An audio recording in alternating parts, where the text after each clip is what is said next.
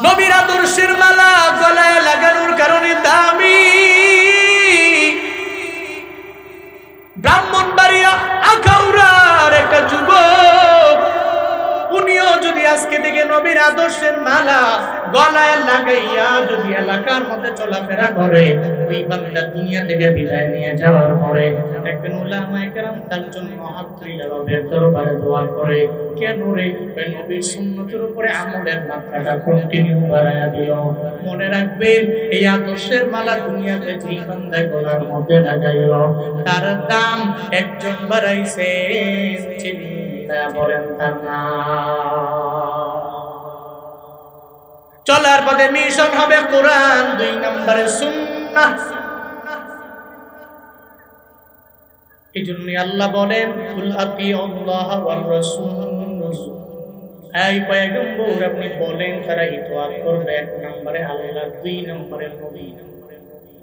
আল্লাহরে দেখা যায় না, ছোঁয়া যায় না, ধরা যায় না, কেমনি ইতোয়াত করব আল্লাহ রে? কয় মদিনার নবীর ইতোয়াত করা মানে আমার আল্লাহর ইতোয়াত করা হয়ে যাবে।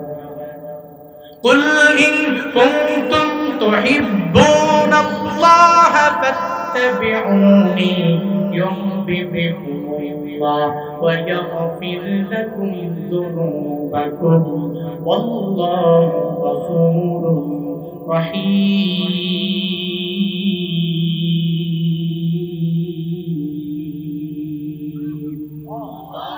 আরো জোরে চিল্লে আল্লাহু আকবার, আরো জোরে চিল্লে রবকে বড় করেন, পড়েন আল্লাহু আকবার। এমন মাগি কেমনে আজি,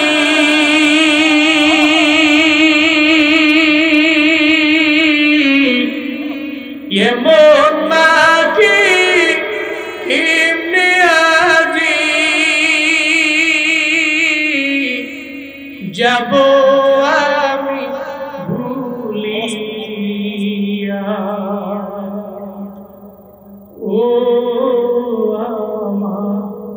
প্রাণের মা, মা গো মা, কোথায় গেলে মোরে ছাড়িয়া?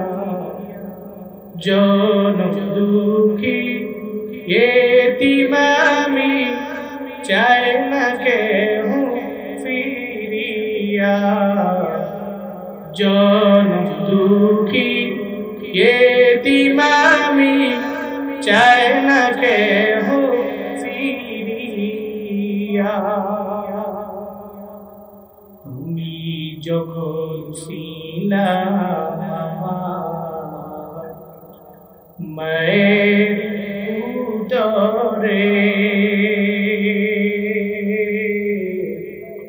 চলাফেরা করতেন যে মা,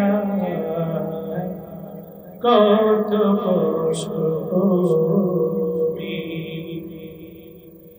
আমার সুন্দর মুখ দেখে মায়ের, আমার সুন্দর মুখ দেখে মায়ের, বেচা যায় দেখাশায়া। ও আমার প্রাণের মা, মা গো মা, কোথায় গেলে মোরে ছাড়িয়া? জনম দুঃখী এতিম আমি, চাই না কেহ ফিরিয়া। জনম দুঃখী এতিম আমি, চাই না কেহ ফিরিয়া।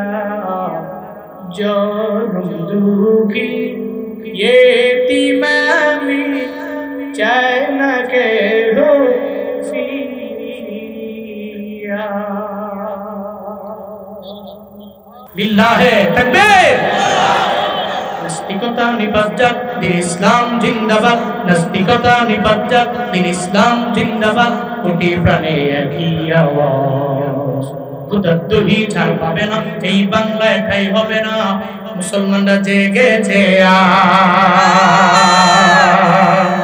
জোর কদমে সামনে চলো, ফজর কণ্ঠে আওয়াজ তোলো, সবে মিলে একই তালে দাও না স্লোগান, লিল্লাহে তাকবীর, আল্লাহু আকবার, নারায়ে তাকবীর, আল্লাহু আকবার, দিন ইসলাম, দিন ইসলাম, জিন্দাবাদ, জিন্দাবাদ, ইসলামেরই জন্য দেশের হয়েছে জন্ম, ইসলামের বিরুদ্ধে গেলে দেশ হবে ভিন্ন,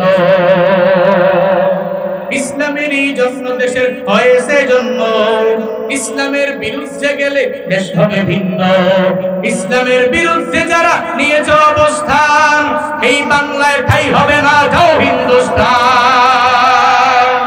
জোর কদমে সামনে চলো, ফজর কণ্ঠে আওয়াজ তুলো, সবে মিলে একই তালে দাও না স্লোগান, লিল্লাহে তাকবীর, আল্লাহু আকবার, নারায়ে তাকবীর, আল্লাহু আকবার, দিন ইসলাম, দিন ইসলাম, জিন্দাবাদ, জিন্দাবাদ, মুসলমানের এই দেশে নাস্তিকদের ঠাঁই নাই, নাস্তিকদের পক্ষে যারা এদের কোনো রক্ষা নাই, মুসলমানের এই দেশে নাস্তিকদের ঠাঁই নাই, নাস্তিকদের পক্ষে যারা এদের কোনো রক্ষা নাই, এই দেশেতে থাকতে হলে কোরআন মানতে হবে, কোরআন না মানবে যারা বিতাড়িত হবে। জোর কদমে সামনে চলো, ফজর কণ্ঠে আওয়াজ তুলো, সবে মিলে একই তালে দাও না স্লোগান, লিল্লাহে তাকবীর, আল্লাহু আকবার, নারায়ে তাকবীর, আল্লাহু আকবার, দিন ইসলাম, দিন ইসলাম, জিন্দাবাদ, জিন্দাবাদ, আল কোরআনের আলো ঘরে ঘরে জ্বালো, আল হাদিসের আলো ঘরে ঘরে জ্বালো, লিল্লাহে তাকবীর। রাসূলের অনুসরণ অনুকরণ করবে যখন আল্লাহ হয়ে যাবে আমাদের আপন, আল্লাহ যখন হবে আমাদের আপন, গুনাহ ক্ষমা করিবে তখন, গুনাহ ক্ষমা করিবে তখন, চিল্লায়ে পড়া যাবে কি সুবহানাল্লাহ। আল্লাহ পাক বলেন, ইন কুনতুম তুহিব্বুনাল্লাহ, যদি তোমরা আল্লাহকে ভালোবাসতে চাও, আল্লাহর মহব্বত চাও, তাহলে ফাত্তাবিউনি, তোমরা আমার ইত্তেবা করো, আমার অনুসরণ করো, আমার অনুকরণ করো। যদি আমার অনুকরণ করতে পারো, লিয়াহবিবিকুমুল্লাহ, তুমি যখন আমার অনুসরণ করবা, আল্লাহই তোমারে ভালোবাসবে।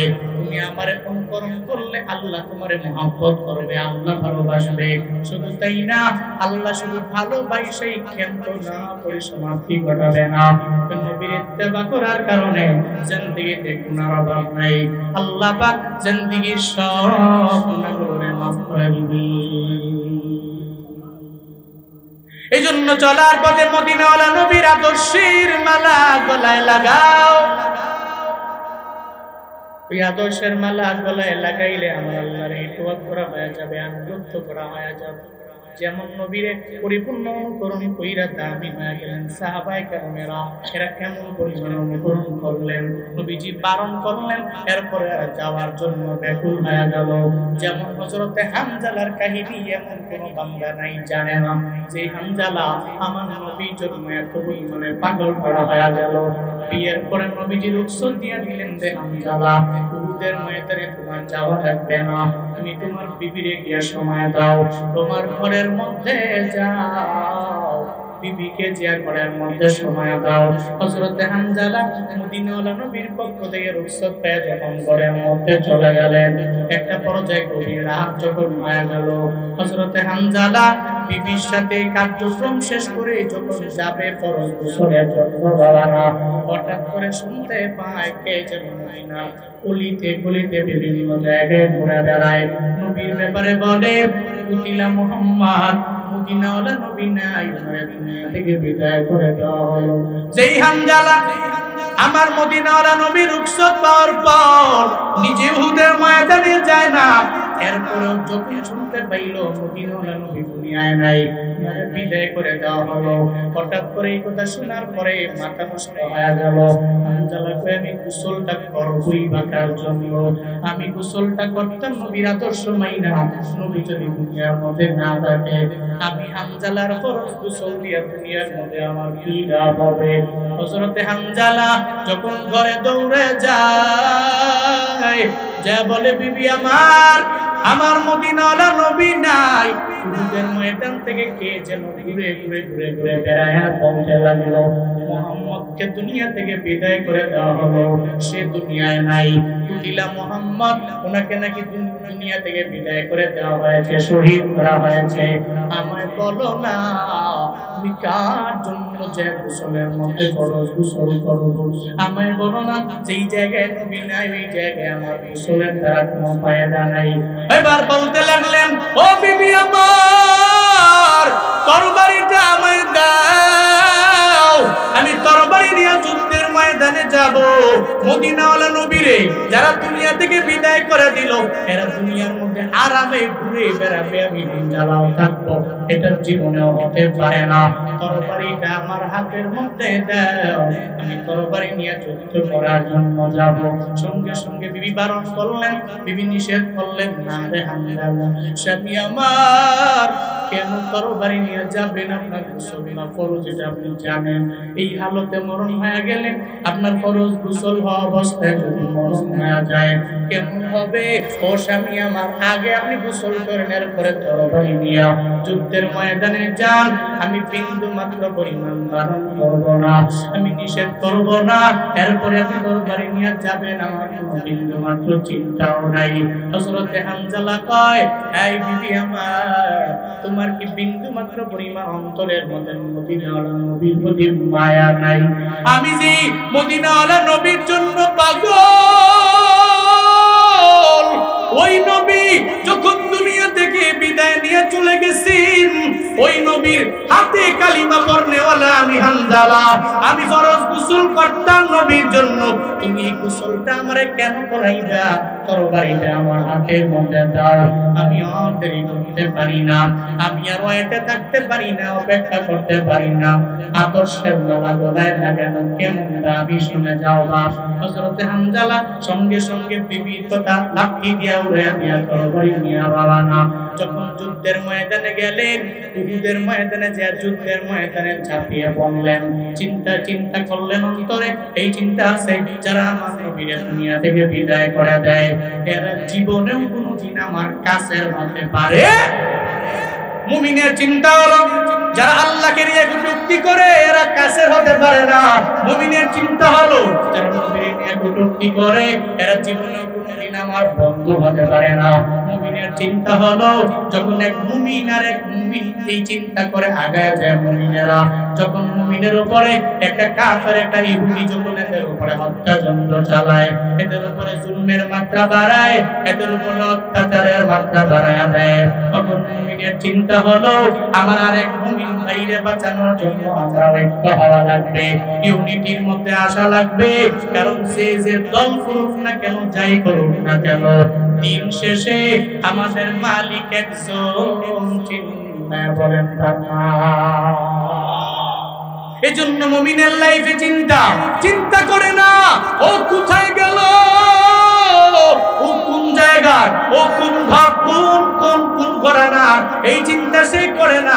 মুমিনের জীবনে চিন্তা হলো আমার আল্লাহরে নিয়ে সে কটূক্তি করলো, সে আমার দুশমন, সে নবীর নিয়ে কটূক্তি করলো, তাহলে সঙ্গে সঙ্গে সে আমার দুশমন হয়ে গেল। এই সৌদি আরবের লোকেরা, এই আরব আমিরাতের লোকেরা, তোমরা যদি চিন্তা করো ইসরায়েলের বিরুদ্ধে কথা বললে হয়তো স্বার্থের মধ্যে আঘাত থেকে যেতে পারে, মনে রাখবা এটা জীবনে কোনোদিন মুমিনের কাজ হতে পারে না। বর্তমানে যারা ফিলিস্তিনিদের পক্ষে কথা বলে না, ইসরায়েলের বিরুদ্ধে দাঁড়াইতে পারে না, যে সমস্ত মুসলমান কান্তিরা, এরা এখনো পর্যন্ত মুমিনে কামেল হতে পারেন নাই, এরা স্পষ্ট মুনাফিকের খাতায় নাম উঠে দিছে, ঠিক কিনা? মুমিন হইলে চিন্তা করতে পারত আমার আর এক মুমিন ভাই যদি বিপদে থাকে আমি আর পাশে গিয়ে দাঁড়ায় যাব, আমার মুমিন ভাইয়ের পাশে আমি দাঁড়াবো, জীবনে কোনোদিন ইসরাইলের পাশে আমি দাঁড়াবো। তখন তার পরিচয়টা যখন এক হয়ে যায়, তখন সে চিন্তা নিয়ে ময়দানে নেমে যায়। হযরতে হানজালার চিন্তা হলো, এখন ডানে বামে সামনে পেছনে যে সমস্ত কাফেররা, এরা বিন্দু মাত্র পরিমাণ আমার বন্ধু হতে পারে না, কখনোই হতে পারে না। মদিনার নবীরা বিদায় করে দিল, জোশের সাথে তরবারি নিয়ে যুদ্ধের মাত্রাটা বাড়ায় দেয়। একটা পর্যায়ে হযরতে হানজালা যুদ্ধ করতে করতে করতে যখন দুনিয়া থেকে বিদায় নিয়ে চলে গেল, ইন্না লিল্লাহি ওয়া ইন্না ইলাইহি রাজিউন, ওয়ালা তাকুলু লিমান ইউকতালু ফি সাবিলিল্লাহি আমওয়াত বাল আহইয়া, সঙ্গে সঙ্গে দুনিয়া থেকে বিদায় নিয়ে চলে গেল। যদিও মৃত না, এরা জীবিত। ঘোষণা আমার না, চিল্লা বলেন ঘোষণা কা। হযরতে হানজালা বিদায় নিল। উহুদের ময়দানে যুদ্ধ যখন শেষ হয়ে গেল, মদিনাওয়ালা নবী বলেন সাহাবায়ে কেরামেরা, দেখো উহুদের ময়দানে কারা কারা দুনিয়া থেকে বিদায় নিল। আমার কোন কোন সাহাবায়ে কেরামেরা এরা দুনিয়া থেকে বিদায় নিয়ে চলে গেল, এদের সমস্ত লাশগুলো একসাথে করে দাও, এদেরকে একসাথে কইরা বিনা গোসলে এদের দাফন করে দাও। কারণ সুহাদাদের গোসল লাগে না, এদেরকে গোসল করাইও না। কেন গোসল করাইবা না? আসরের ময়দানে আল্লাহর দরবারে দাঁড়াবে। যখন আসরের ময়দান কায়েম হবে, এরা সব আমার আল্লাহর দরবারে ছুটে যাবে। কারো ডান হাত নাই, কারো ডান পা নাই, কারো বাম হাত নাই, কারো বাম পা নাই। কেউ এমন হবে চোখ নাই, দুইটা কানও নাই। কেউ এমন হবে এদের দেহ থেকে গর্দান আলাদা হয়ে রইল। কেমন হালাতে যখন আল্লাহর দরবারে গিয়ে এরা দাঁড়ায় যাবে, আল্লাহ পাক বলবেন তোমরা কারা, কি তোমাদের পরিচয় আমি আল্লাহরে জানায়া দাও। আল্লাহকে সুবহানাল্লাহ বলবে, ও মালিক, দুনিয়াতে আমরা এমন দলের লোক ছিলাম, সেই দলের লোকেরা আপনার ধর্ম দুনিয়াতে বাস্তবায়ন করার জন্য, আপনার নবীর সুন্নাত দুনিয়াতে কায়েম করার জন্য, আপনার নবীর আদর্শের মালা গলার মধ্যে লাগানোর কারণে এরা দুনিয়া থেকে বিদায় নিয়ে চলে গেল। এদের মধ্যে কারো বলা মাত্রা আজকে আমাদের কারো হাত নাই, কারো পা নাই, গোসল বিন্দু মাত্র পরিমাণ দেওয়া হয় নাই। একটা রক্ত মাখা বডি নিয়ে আপনার দরওয়াজায় হাজির। আল্লাহ ওদিন দেখবে আর সুহাদাদেরকে জানায় দিবে, ও সুহাদারা, আমি আল্লাহর জন্য, তুমি ধর্মের জন্য নবীর আদর্শের মালা গলায় লাগায়া দুনিয়া থেকে যে বিদায় নিয়ে চলে গেছো, তুমি তো মৃত না, তুমি জীবিত। এটা আমি আল্লাহ জানায় দিলাম। কবরের মধ্যে আমি আল্লাহ তোমার রিজিক প্রাপ্ত বানাইলাম। এই আজকে এই আমার ময়দানে, আসরের ময়দানে, তখন তুমি যখন আমার দরবারে হাজির হয়ে গেলা, এখন দুনিয়া লাইনের বিন্দু মাত্র পরিমাণ হিসাব আমি তোমার থেকে নিব না। এই সুহাদা, আমি আল্লাহ হিসাব নিব না। জান্নাতের একটা দরওয়াজা ওপেন আছে রে, যেই দরওয়াজা দিয়া মন চায় ওই দরওয়াজা দিয়েই জান্নাতে ঢুকে যা। আতিনা ফি দারে দুনিয়া না হাসান, আতিনা ফি দারে উকবা।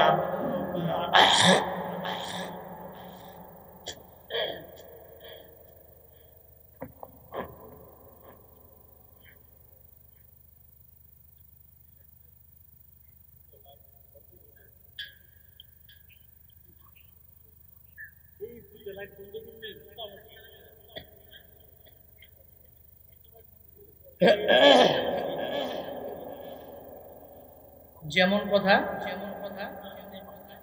আমি জানি তো, দেখতে বলা ছোড়ো, 64 জেলায় প্রোগ্রামকে উপলক্ষ করে ঘুরছি কিংবা আপনাদের দোয়া অহংকার না। 64 জেলায় বাংলাদেশের কোন প্রান্তে কি আছে গেলে আমার বুঝেন নাই। আমি জানি তো, বহু মঞ্চে উঠেছি তো, বহু মঞ্চে কথা বলেছি তো, তারপরে আইডিয়া আছে। আমি আসার পরে যখন দেখছি পোকা, আমি দেখার পরে মাথা নষ্ট হয়ে গেছে। কারণ বড়রা হইলে ধমক দিয়া হইতে বললে, আমরা ছোট মানুষ তো কিছু বলতেও পারি, বসে গেছি আল্লাহ না যা ওই বই বলবি, বুঝলেন নাই। আমি জানি তো এমন হয়, পোকা ঢুকবে অলরেডি, কিন্তু আমি পেটে দিয়ে দিচ্ছি, বুঝলেন না। কারণ এটা ভাগ কর্ম করতে নেই, সময় মতো বেরিয়ে যাবে। জোরে কোন মারহাবা, জোরে কোন আমেন। শহীদেরা ওনাদের কি সুহাদাদের কি গোসল দেওয়া হয় না? গোসল ছাড়াই দাফন করা হয় কেন? আল্লাহ হাসরের ময়দানে দেখবে, দেখতে দেরি আল্লাহ শহীদ তুমি হৃদয়ে মাওলা হৃদয়ে মাওলা আল্লাহর সন্তুষ্টির লক্ষ্যে ইসলামকে কায়েম করার লক্ষ্যে তুমি জীবন দিয়েছো। যাও, জান্নাতের 8টা দরওয়াজা তোমার জন্য ওপেন আছে। যেই দরওয়াজা দিয়ে মন চায় বেলা হিসাব তুমি জান্নাতে ঢুকে যাও। বলেন না সুবহানাল্লাহ। নবীজি বললেন উহুদের ময়দানে সমস্ত সুহাদাদেরকে একসাথে করতে লাগলেন। সব যখন একসাথে করতেছেন এমন হাল আছে, একটা মহিলা আসলেন। মহিলা আয়েশা নবীকে বলতে লাগলেন, নবী আমার একটা কথা আছে। কে তুমি? সদ্য যে বিয়া হয়ে গেল হযরতে হানজালার বিবি। কেন রে হানজালা তো বাড়ির মধ্যে আছে, কেন তুমি আমার দরবারে আসলা? হানজালার বিবি কয়, নবী আমার হানজালা ঘরে নাই, যখন শুনবো আপনাকে দুনিয়া থেকে বিদায় করে দাও। আপনার হানজালা আপনার বড় আশিক, আপনার বড় পাগল। এই কথা শোনার পরে হানজালা ঘরের মধ্যে থাকতে পারে নাই। ফরজ গোসলটা পর্যন্ত হানজালা ভুলে গেল। তরবারিটা হাতের মধ্যে লইয়া উহুদের ময়দানে যুদ্ধ করতে নেমে গেল। এখন হানজালা ঘরেও ফিরে নাই, মানে হানজালা দুনিয়া থেকে বিদায় নিয়ে সুহাদাদের খাতায় তার নামটা উঠে গেছে। মদিনাওয়ালা নবী বললেন, কি বলবা আমায় বলো। হানজালার বিবি বলো না। হানজালার বিবি সঙ্গে সঙ্গে জানায় দেয়, নবী আমাদের ফরজ গোসল ছিল, তার গোসলটা পর্যন্ত সে ভুলে গেল। আমি আপনার কাছে আবদার জানাইতে আসলাম, হযরতে হানজালার আগে গোসলটা করাইবেন, পরে দাফন দিয়ে দিবেন। কারণ সবটা তো ফরজ গোসল হয়েছিল, আগে গোসল করাবেন, এরপরে দাফন করবেন। সঙ্গে সঙ্গে নবী জানাইয়া দিলেন, সাহাবায়ে কেরামেরা উহুদের ময়দানটা পুরো তন্ন তন্ন করে খুঁজো, হযরতে হানজালার লাশটাকে বের করে দাও। যেখানে আছে আগে ফরজ গোসল করায় দাও, এরপরে তাকে দাফন দিয়ে দাও। মদিনাওয়ালা নবী বললেন, সাহাবায়ে কেরাম তন্ন তন্ন করে খুঁজতে লাগলেন উহুদের কিনারায় কিনারায়। যত জায়গায় গেলেন সব জায়গায় গিয়ে হানজালার লাশটা যখন খুঁজে পায় না, বিভিন্ন জায়গায় সাহাবায়ে কেরাম সার্চ করার পরেও যখন হানজালার লাশটা পায় না, একটা পর্যায়ে সবাই এসে বলে, ও পয়গম্বর হযরতে হানজালার লাশ আমরা বিভিন্ন জায়গায় দেখলাম, সব জায়গায় সার্চ করলাম, সব সুহাদাদেরকে পেলাম, হযরতে হানজালার লাশের মতো চেহারার মতো কোনো লাশ দেখা যায় না, এমন কোনো ব্যক্তি দেখা যায় না। নবী চিন্তায় পড়ে গেলেন, হায় রে কাফেররা কি আবার হানজালারে তারা কোথায় নিয়ে গেল? মদিনাওয়ালা নবী চোখের পানি ফেলে হানজালার জন্য কাঁদে। আল্লাহ কয়, রে জিবরাইল আমার নবীরে গিয়া জানিয়ে দিও, যেই নবী হানজালার জন্য অপেক্ষায় ফরজ গোসল দিবে দুনিয়ায়, ও জিবরাইল যাও আমার নবীরে গিয়া জানিয়ে দাও, আমার নবীরে গিয়া বইলা দাও, নবী চিন্তা করার দরকার নাই, টেনশন করার প্রয়োজন নাই। যেই হানজালা ফরজ গোসলের কথা পর্যন্ত দুনিয়ার জমিনে বইলা গেল, একমাত্র নবীর ভালোবাসায়, একমাত্র নবীর প্রেমে ফরজ গোসলের কথা বইলা গেল, আমার নবীরে গিয়া জানায় দাও, চিন্তা করা লাগবে না। যেই হানজালা আমার আল্লাহর জন্য নবীর জন্য জীবন দিয়া দিল, তার গোসলটা যদিও ফরজ গোসল, তবে দুনিয়ার পানি দিয়ে আমার আল্লাহ দেয় নাই, নবীরে গিয়া জানায় দাও হানজালার গোসলটা হাউজে কাউসারের পানি দিয়া আসমানে আল্লাহ ফেরেশতাদের মাধ্যমে করে দিয়েছে। কান্দিয়া বে কুলরি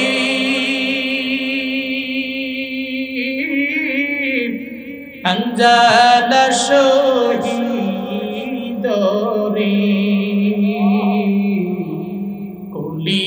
जसी रीसे शई जंगे उदे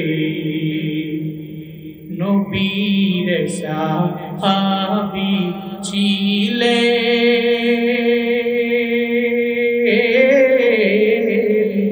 हंजाला नामेते जिनी शहीद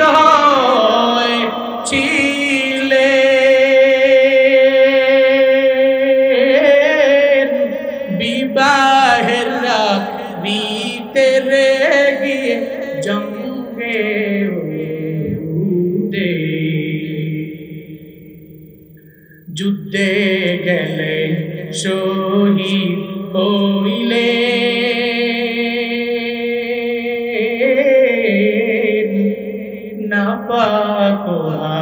লাতে নবী জেনে সাহাবাদি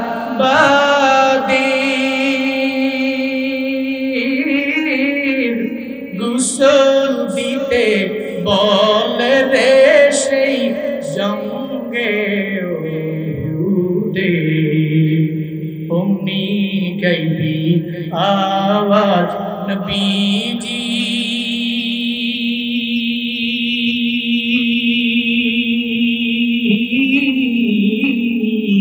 পাইলেন শুনিতে হানজালার গোসল হয়েছে ফেরেশতাদের হাতে রে জান্নাতের পানিতে দুনিয়া কুলরে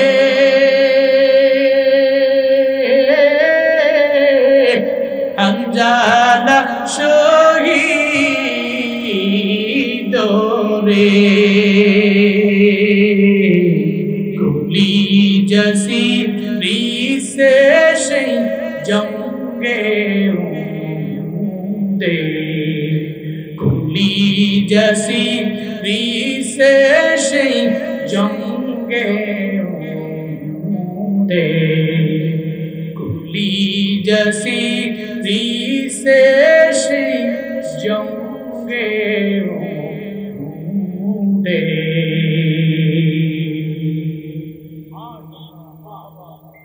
হানজালা রবের দরবারে দামি কেন কয় আদর্শের মালা গলার মধ্যে লাগাইল হযরতে হানজালার গোসল আসমানের পানি জান্নাতের পানি দিয়া কেন হইছে জানো এর একমাত্র কারণ মদিনাওয়ালা নবীর আদর্শের মালা হযরতে হানজালা গলায় লাগাইলো এইজন্য তার দাম রবের দরবারে বেড়ে গেল আখাউড়ার যুবকেরাও যদি আজকে থেকে নিয়ত করে নেও রে বাবা এই শ্রমিকেরাও যদি নিয়ত করে নেয় চলার পথে আমি নবীর সুন্নাতের উপরে আমল করব আমি 5 ওয়াক্ত নামাজ পড়ব দাড়ির মধ্যে আঘাত দিব না চুল লাগাবো না ক্লিন শেভ করব না নেশপেশাক করে আমি চলাফেরা করব যখন চলবো আমি রাস্তার ডান দিক দিয়ে চলবো সদা সত্য কথা বলবো মিথ্যা বলবো না মানুষের উপরে জুলুম করব না অত্যাচার করব না ওয়াদা করে ওয়াদা খেলাফ করব না আমানতের খেয়ানত আমি করব না অন্যের হক নষ্ট করব না বান্দার হক নষ্ট করব না আল্লাহর হক নষ্ট করব না রমজানের রোজা রাখবো আমি আমল করব জীবনে কাউরে আমি গালি দিব না এই চিন্তা নিয়ে যদি আগে যাইতে পারে হযরতে হানজালা যদি দামি হয় হযরতে আবু বকর যদি দামি হয় হযরতে উমর যদি দামি হয় হযরতে উসমান যদি দামি হয় হযরতে আলী রাদিয়াল্লাহু আনহু এদের প্রতি যদি আল্লাহ রাজি হয় আমাদের প্রতিও সে আল্লাহ কি রাজি হতে পারে না এজন্য চলার পথে মদিনাওয়ালা নবীর আদর্শ বানায় নেন নবীর আদর্শের মালা গলায় লাগাইলে আপনি বড় দামি করতে পারবেন। কেমন আদর্শ জানেননি? যে আদর্শের মাঝে জীবনে কোনো মিথ্যা নাই, যে আদর্শের মাঝে কোনো গালি নাই, যে আদর্শের মাঝে কোনো খিয়ানত নাই। যেই কারণে 40 বছর নবুয়তের আগে কাফেররা কয়, এই মুহাম্মদকে চিনুনি, কেমন মানুষ জানুনি, যে জিন্দেগিতে জীবনেও মিথ্যা বলে না, ওয়াদা করে ওয়াদার খেলাফ করে না, আমানতের খেয়ানত করে না, কেমন দামি জানুনি। এই জন্য এরা নবীর ব্যাপারে লকব দিয়া দিল। তো উনি আল্লাহ মিন, উনি আমানতদার। নবুয়ত পাওয়ার পরে স্বার্থের টানে না নবীরে গালি দেয়, কিন্তু রিয়েলি তো মনে মনে জানে, আবু জাহালও জানে মুহাম্মদের মতো ভালো কেউ নাই, এটা উতবাও জানে নবীর মতো ভালো কেউ নাই, এটা সাহেবও জানে রে নবীর মতো ভালো কেউ নাই, এটা ওয়ালিদ ইবনে মুগীরা জানে রে নবীর মতো ভালো কেউ নাই। যদি এরা মনে মনে ভালো না বাসতো, তাহলে রাতের বেলা গোপনে যায় নবীর দরবার থেকে তিলাওয়াত শুনতো না। আবু জাহাল ভাই, তোরা কেন রাতের বেলা মুহাম্মদের তিলাওয়াত শোনার জন্য যাও? উতবা সাহেবের ঠেলা মারে, সাহেব ওয়ালিদ ইবনে মুগীরার ঠেলা মারে। রাতের বেলা দেখা গেল সব একসাথে মদিনা নবীর তিলাওয়াত শোনার জন্য কাবা কিনারায় গিয়ে দাঁড়ায় রইল। হঠাৎ করে যখন আসার সময় একজনে আর একজনের সাথে বাড়ি খায়, দেখে আবু জাহাল উতবারে, উতবা দেখে আবু জাহালের, সাহেবা দেখে ওয়ালিদ ইবনে মুগীরারে। আবু জাহাল কয়, তাই তোদের বারণ করলাম, এরপরেও মুহাম্মদের তিলাওয়াতের জন্য কেন তোরা আসো? আসলে কি জানোনি, ওই তিলাওয়াতে এত পরিমাণে মায়া। আবু জাহালরাও জানে এই তিলাওয়াতে মায়া আছে, মধুরতা আছে, এটা সত্য, এটা সত্য। এরপরও স্বার্থের টানে মানতে রাজি না, ঠিক কিনা? এরাও জানে নবীর আদর্শ ভালো, এরাও জানে আদর্শের মালা গলায় লাগাইলে দাম। এরা জানে কিন্তু মানে না, এরা জানে কিন্তু মানে না। এই নবীর উম্মতেরা, আমরা জাননা মানা লাগবে, নবীর আদর্শের মালা গলার মধ্যে লাগানো লাগবে। নিয়ত করে নেন জীবনে কাউরে গালি দিবেন না, নিয়ত করে নেন কারো উপরে জুলুম করবেন না। এই নিয়তটা আজকের এই মাহফিল থেকে কইরা জানলে বাবা, আইল ঠেইলা, আগে রাস্তা ছিল মোটা, ফাস্ট রাস্তা মানুষ হাঁটতে পারত, অন্যজনের ক্ষেত্রে আইল ঠেলবেন না, পারবেন নি। আপনি যদি এগুলো পারেন, আপনি দাবি হবেন, আপনি সম্মানী হবেন। যে আল্লাহ আবু বকরকে দামি বানালো, কিন্তু আল্লাহ কি নাই? কথা বলে কেন নাই? কেমন আদর্শ! ইহুদির কাছে গিয়া বালতি দিয়া পানি উঠাইছে, 8 বালতি, 324টা খেজুর আমার দিয়ে আসবে। 8 বালতি পানি উঠানোর পরে হঠাৎ করে নিজে ইচ্ছা করে না, বালতি সিরা পড়ে গেছে, বালতি সিরা, রশি সিরা, বালতি পড়ে গেছে। ইহুদি কয়, তুমি বালতি কেন ফেলাইলা? আমি তো ফেলাই নাই, বালতি সিরা নিচে পড়ে গেছে, নিচে ইচ্ছা করে রশি সিরা পড়ে গেছে, আর ফেলাই নাই। ইহুদি কয়, আগে থেকেই তোমারে বলছি তুমি সুন্দর মানুষ, ভালো বংশের ছেলে, তুমি বাড়িতে কাজ করতে আসো না, তুমি আমার লস করতে আসছো। নাউজুবিল্লাহ পড়বেন না, জোরে পড়বেন না, নাউজুবিল্লাহ। মদিনাওয়ালা নবী কয়, আমি ইচ্ছা করে ফেলাই না, ইচ্ছা করে ফেলাইছি। একটা পর্যায়ে রাগ কবি করে আছে, গান মোবারকের মধ্যে একটা থাপ্পড় লাগে। যেই নবীর শরীরে মশা মাছি বসা হারাম, আল্লাহ মশারে বলছেন যে মশা নবীর দেহে মুবারকের মধ্যে বসতে পারবা না, অবৈধ বানিয়ে দিয়েছেন রব। ওই নবীর গাল মুবারকের মধ্যে একটা থাপ্পড় লাগে। নবী থাপ্পড়টা খায়া কয় না, আমার আবু বকর আছে রে, আমার উমর আছে রে, তোর বাড়ি নিয়ে এসে তোর বাড়ি উড়ে। সঙ্গে সঙ্গে নবী রিপ্লে করে, ইহুদি কয়েকদিনের না খায়া গালের বস্তুগুলা শুকাইয়া আমার গালের হাড্ডিগুলা বেসে গেছে রে। এই হাড্ডিওয়ালা গালের মধ্যে জুড়ে জুড়ে থাপ্পড় মারছো, এমন জুড়ে মারছো হাতের মধ্যে আমি জানি তুমি ব্যথা পাইছো। আমায় বলো না হাতে ব্যথা পাইছো নি, আমারে জানা।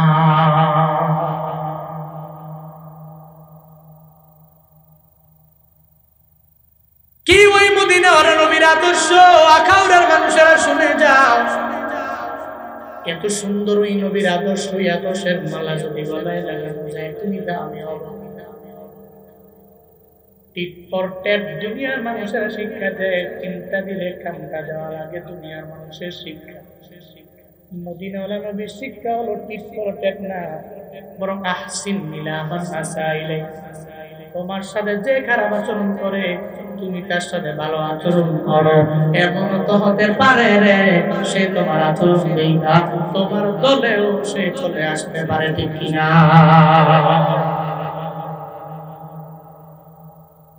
এটা মদিনাওয়ালা নবীর আদর্শ। আহসিন ইলা মান আসা ইলাইক। তুমি ভালো আচরণ করো ওই ব্যক্তির সাথে যে তোমার সাথে খারাপ আচরণ করবে। আপনি হাঁটছেন এলাকা রাস্তা দিয়া, একজন এসে আপনার আব্বা আমার নাম ছিলা গালি দিয়ে দিচ্ছে, নাম দেখেছেন দিয়ে গালি দিছ, চিনছো না মানুষ, মানুষ চিনছো না, হ্যাঁ বাড়ি ছিল না, আমার বন্ধু বান্ধব জানো কি লিঙ্ক আমার জানো, 10টা আছে হুন্ডা, খালি ফোলা পাইব একটা ফোন দেয়া 20 জনে হাজিরা দিয়েছিল, কি পাওয়ার দেয়া, ঠিক আছে গালি দিছো তো এটা বুঝে লইয়া এক গালি ছিল মারামারি লেখা 2 জন মারার। কি আদর্শতা! নাউজুবিল্লাহ কই না, আরো জোরে পড়ে না নাউজুবিল্লাহ। আপনি তো নববী আদর্শ বদলাম। মনে রাখবেন, মাইরা পিটায়া জুলুম কইরা নির্যাতন কইরা আপনার দলে আপনি লোক নিতে পারবেন না। ওটা নিলেও কন্টিনিউ করা যাবে না। আদর্শের মালা দেখায়া দেখায়া নবী আদর্শ দিয়া সুন্দর আচরণ দিয়া যে মানুষগুলোকে আপনি আপনার দলে আনবেন, সে মৃত্যু পর্যন্ত আপনার গুণ কীর্তন করবে, আপনার পাশে থাকবে, জীবনেও কোনোদিন টাকার কারণে অন্য দলে যাবে না।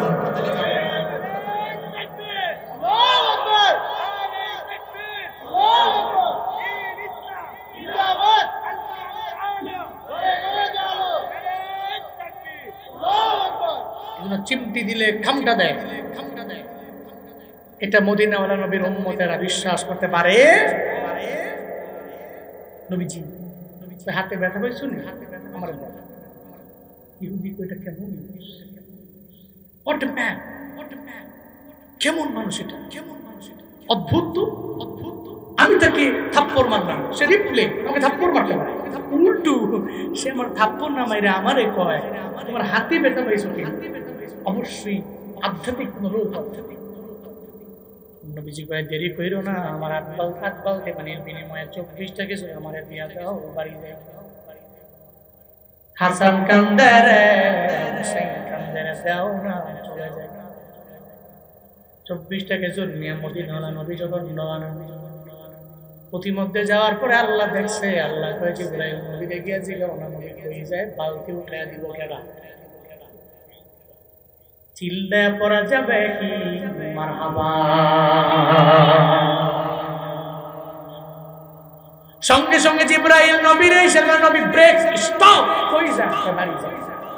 বালতিকে উঠে দিবে, কোনো কিছু নাই, কোনো সাপোর্ট নাই, কেউ নাই। হযরত জিবরাইলকে নবী চিন্তা নাই, একটু চলেন না আমার সঙ্গে, আমি আপনাকে নিয়ে যাব। আল্লাহ কইছে বালতি উঠে দিবেন, এরপরে আপনি আপনার বাড়ি যাবেন, খেজুর নিয়ে যাবেন, অসুবিধা নাই। জিবরাইল নবীকে সঙ্গে করে লইয়া কূপের বরাবর যায়। জিবরাইল কয় নবী গো, আপনি বালতিতে ইশারা করে একটু বলেন না, বালতিটি আমার হাতের মধ্যে আয়। সঙ্গে সঙ্গে মদিনাওয়ালা নবী ওই বালতির দিকে তাকায়া বলে, ও বালতি রে, আল্লাহর ইশারায় আমার হাতের মধ্যে আয়। বলতে দেরি হয়, ওই বালতিটা নবীর হাতে আসতে বিন্দু মাত্র পরিমাণ দেরি নাই। সঙ্গে সঙ্গে বালতি চলে আসলো। আখাউড়ার মানুষের মনের মধ্যে প্রশ্ন,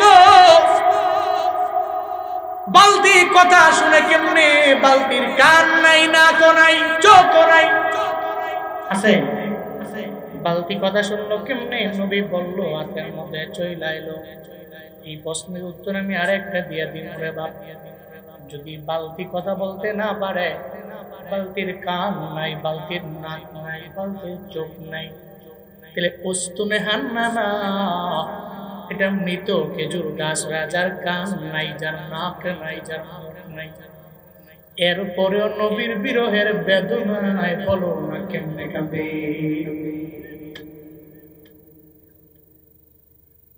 কেমনে কাঁদে? উস্তুনে হান্নানা মদিনাওয়ালা নবী হঠাৎ মসজিদে নববীর মিম্বার হয়ে গেল। নবী ওখান থেকে নবী খুতবা দিবেন। হঠাৎ করে শুনে কার জানি কান্নার আওয়াজ পাওয়া যায়। নবী কই, সাহাবীরা তোমরা কেউ কান্দুনি কয় না? আপনারা দেখলে তো আমরা কাঁদতে পারি না, কান্না করতে পারি না। আপনারা দেখলে কান্না হলো চেহারাটাও হাসি দিয়া ভরপুর হয়ে যায়। আপনার চেহারা দেখলে আমাদের মনটা ভালো হয়ে যায়। তাহলে কে কান্দে রে? নবী খুব বটে নাই মাথা গায়ে দেখে ওই মৃত খেজুর গাছ উস্তুনে হান্নানাটা চোখের পানি ফালে ফালে অজর করায় কান্দে, গুনগুনায় কান্দে। নবীকে উস্তুনে হান্নানা রে, কেন তুমি কান্দো আমায় বলো না? উস্তুনে হান্নানা কয়, নবী আমার, আমি কেন কান্দি? আমার বিরহের বেদনায় আমি কান্দি। আপনি মক্কা থেকে মদিনার মধ্যে আসলেন, আপনি আমার দিকে ঠেলান দিলেন, আপনার পিঠ মুবারক পাইয়া আমার জীবনটাও বড় ধন্য হয়ে গেছিল। হঠাৎ করে আপনি খুতবা দেওয়ার জন্য মিম্বরে চইলা গেলেন। আমিও বুঝে ফেললাম জীবনে কোনদিন আপনার ছোঁয়া পাবো না, আপনার স্পর্শ আমি পাবো না। নবী আমার, আপনার পিঠ মুবারকের ছোঁয়া জীবনে কোনদিন আমার আর মিলবে না। ও পয়গম্বর, এজন্য আমি চোখে পানি ফেলে ফেলে কান্না করি। মায়ার নবী ডেকে বলে, ও উস্তুনে হান্নানা, তুমি কান্না বন্ধ করে দাও, আমি তোমার জন্য রবের দরবারে দোয়া করে দিব। তুমি মৃত, আল্লাহ যাতে তোমার জীবিত বানায় দেয়। উস্তুনে হান্নানা কয়, নবী আমার, আমার এই জীবিত হওয়া লাগবে না। তাহলে কি দোয়া লাগবে? নবী 3 নম্বরে দোয়া করলো, ও উস্তুনে হান্নানা, আমি জীবিত তুমি হবা, এতটুকু দোয়া কইরাই কিন্তু না, পরিসমাপ্তি ঘটাবো না, বরং আমি তোমার জন্য রবের দরবারে দোয়া করে দিব। আল্লাহ পাক যাতে করে কিয়ামত পর্যন্ত তোমার হায়াতের মাত্রা বাড়ায়া দেয়। উস্তুনে হান্নানা কয়, নবী আমার, আমার এটাও লাগবে না। এরপরে নবী কয়, উস্তুনে হান্নানা, আমি তোমার জন্য রবের দরবারে দোয়া করে দেই। অন্যান্য খেজুর গাছে নির্দিষ্ট সময়ে খেজুর ধরে, তোমার জন্য দোয়া করে দিলাম। তোমার দেহের মধ্যে আল্লাহ টানা 12 মাস খেজুর দিয়ে দিবে, কোন মাসের মধ্যে কমতি হবে না। উস্তুনে হান্নানা কয়, ও পয়গম্বর আমার, আমার তাও লাগবে না। 3টা দোয়া করলেন, 3টা দোয়া আমার লাগবে না। 4 নম্বরে নবী দোয়া করলেন, আয় উস্তুনে হান্নানা, তাহলে এই দোয়াটা গ্রহণ করে নাও, আমি তোমার জন্য রবের দরবারে দোয়া করে দিব। সারা দুনিয়ার মানুষেরা তোমার গাছ থেকে খেজুর নিয়ে যদি ভক্ষণ করে খায়, তাইলে সব গাছের খেজুর শেষ হয়ে গেল, তোমার গাছের খেজুর শেষ হবে না, শুধু ধরতেই থাকবে, ধরতেই থাকবে, ধরতেই থাকবে। আল্লাহ বরকত দিয়া ভরপুর বানায় দিবে। উস্তুনে হান্নানা বলে, নবী আমার, আমার এই 4টা দোয়ার একটা দোয়াও লাগবে না। ও পয়গম্বর আমার, এই 4টা দোয়া দিয়ে আমার দুনিয়াতে কি লাভ হবে? আপনি তো দুনিয়ার মধ্যে থাকবেন না, একদিন আপনি বিদায় নিয়ে চলে যাবেন। আপনি যে এলাকায় থাকবেন না, আপনি যে দুনিয়ার মধ্যে থাকবেন না, ওই দুনিয়াতে আমার থেকে লাভ নাই। আমি তো চাই আখিরাতে জান্নাতের মধ্যে আপনার সঙ্গে থাকবো। আর দুনিয়া ফানিয়াতুন ওয়াল আখিরাতু বাকিয়াত, দুনিয়া ধ্বংস হয়ে যাবে, আখিরাত এমন একটা জায়গাটা বাকি থাকবে, বাকি থাকবে। উস্তুনে হান্নানা কয়, ও পয়গম্বর, দুনিয়ার এই 4টা দোয়ার কোনো দোয়া আমার লাগবে না। ও পয়গম্বর, একটু রবের দরবারে দোয়া কইরা দেন না, আল্লাহ আপনার মায়া কইরা যেই জান্নাতে ঢুকাইবে, ওই জান্নাতে যাতে আল্লাহ আমারে নেয়, আমি যাতে আপনার সঙ্গে থাকতে পারি। যে আখিরাত বাকিয়া, যে আখিরাত জীবনেও ধ্বংস হবে না, আল্লাহ যাতে করে ওই আখিরাতে আপনার সঙ্গে জান্নাতে আমারে ঠিকানা দেয়। চিল্লা পড়া যাবে না, মারহাবা। আরো জোরে সুবহানাল্লাহ, তাকবীর, নারায়ে তাকবীর। ফিলিস্তিন, ফিলিস্তিন, ফিলিস্তিন, ফিলিস্তিন, ইসরায়েল নিপাতক, ইসরায়েল নিপাতক, উলামায়ে হাক্কানি,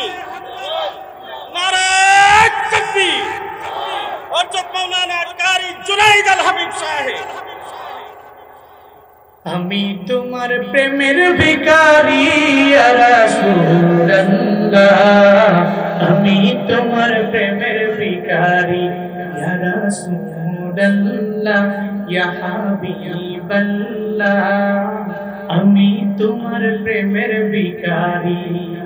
কোন আমার লোক, আমি তোমার প্রেমের ভিখারি ইয়া রাসূলুল্লাহ, আমি তোমার প্রেমের ভিখারি ইয়া রাসূলুল্লাহ, ইয়া হাবিবাল্লাহ, আমি তোমার প্রেমের ভিখারি। তোমার প্রেমের গো রাসূল নাই যে তুলনা, নাই যে তুলনা গো রাসূল, নাই যে তুলনা। তোমার প্রেমের গো রাসূল নাই যে তুলনা, নাই যে তুলনা গো রাসূল, নাই যে তুলনা। তোমার প্রেমে জিন্দা হইল উস্তুনে হান্নানা ইয়া রাসূলুল্লাহ, তোমার প্রেমে জিন্দা হইল উস্তুনে হান্নানা ইয়া রাসূলুল্লাহ, আমি তোমার প্রেমের ভিখারি ইয়া রাসূলুল্লাহ, ইয়া হাবিবাল্লাহ, আমি তোমার প্রেমের ভিখারি, আমি তোমার প্রেমের ভিখারি ইয়া রাসূলুল্লাহ, আমি তোমার প্রেমের ভিখারি ইয়া রাসূলুল্লাহ, ইয়া হাবিবাল্লাহ, আমি তোমার প্রেমের ভিখারি ইয়া রাসূলুল্লাহ, ইয়া হাবিবাল্লাহ, আমি তোমার প্রেমের ভিখারি। মারহাবা, নবী প্রেমের ভিখারি আমরা। আপনার যে কারণে, যে প্রেমে উস্তুনে হান্নানার প্রেম জাগ্রত হয়েছিল, ওই প্রেম প্রত্যেকে নসিব করেন, সকলে পড়ি আমিন। আল্লাহ সে আনুগত্য, সে আদর্শের মালা বক্তা শ্রোতা উভয়কে পয়রা দুনিয়া এবং আখিরাতে সফল হওয়ার তৌফিক আপনি দান করেন, সকলে পড়ি আমিন। আজকের মাহফিল থেকে শিক্ষা, প্রথমত কিন্তু আপনার কারে কারে আল্লাহরে দেখা যায় না, শোয়া যায় না। আল্লাহরে পাইতে হইলে নবীর সুন্নতের কোনো বিকল্প নাই, নবীকে ইত্তেবা করার কোনো বিকল্প নাই, নবীকে ইতআত করার কোনো বিকল্প নাই, নবীর আনুগত্য করার কোনো বিকল্প নাই। চলার পথে নবীর আনুগত্যের মাত্রা বাড়াবো, ইত্তেবা করব, ইত্তেবা রাসূল, এটা এখানে বেশি ইনক্রিজ করব, বাড়িয়ে দিব। আমার চলার পথে আমি আদর্শ, আমার রোল, আমার মডেল, আমি ফলো করব নবীরে, আমি মদিনাওয়ালা নবীর একনিষ্ঠ একজন অনুসরণকারী ফলোয়ার হব। আল্লাহ তৌফিক দান করেন, সকলে পড়ি আমিন। আরো জোরে পড়েন আমিন। বারাকাল্লাহু লানা ওয়া লাকুম ফিল কুরআনিল আযীম। হ্যাঁ 5 মিনিট, হ্যাঁ নিয়ে আসেন। আমি দিলে একটা নাশিদ গাই, শেষ। হ্যাঁ শেষ করে দিই। আমার সময় দেওয়া ছিল 45 পর্যন্ত, আমি গেছি 55। তো আমার তো টাইমের দিকে লক্ষ্য রাখতে হবে। আর বাংলাদেশের উল্লেখযোগ্য মশহুর উলামায়ে কেরামরা এখানে আছেন, হ্যাঁ ওনারা কথা বলবেন, শুনেন। আমি দেখছি বড় বড় বক্তাদেরকে দাওয়াত দিলে যদি একসাথে সঙ্গে থাকে, এই শিডিউল মেনটেন করতে যায় কষ্ট হয়ে যায়। কারণ মনে রাখবেন, এটা আমারা ছাড়া এরা সবাই যারা আছে প্রত্যেকে প্রত্যেক মাহফিলে প্রধান বক্তা, সবাই সবাই জানে, এবং লাস্ট টাইমে সুন্দর দিক নির্দেশনামূলক বাণী সবাই শোনায়। ওই সময়টা কিন্তু কেউ নেই, বেশ লেগে যায়। আমি জানি গত 3-4 দিন আগে তো আমাদের প্রোগ্রাম ছিল হবিগঞ্জে। হ্যাঁ হবিগঞ্জে প্রোগ্রাম ছিল, ওখানে প্রায় 6 জন বক্তা। ওই 6 জন বক্তাই বাংলাদেশের সমস্ত প্রসিদ্ধ বক্তা সব একসাথে জমা হয়েছে। এখন কারে কোন সময় কোন টাইমে দিব, পরে শেষ করতে করতে 1:30 বেজে গেছে। তো এই গরমকালে এই 1:30 তো বহু, এর মানে 2:30, 3:30, 4:30 গেলে গাই ফজর, ঠিক নেই? হ্যাঁ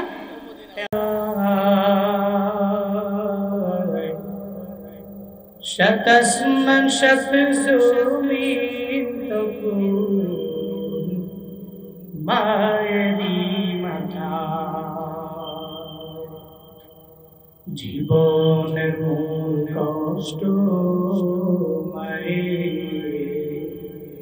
প্রসব বেদনা, সাত আসমান সাত জমিন তখন মায়ের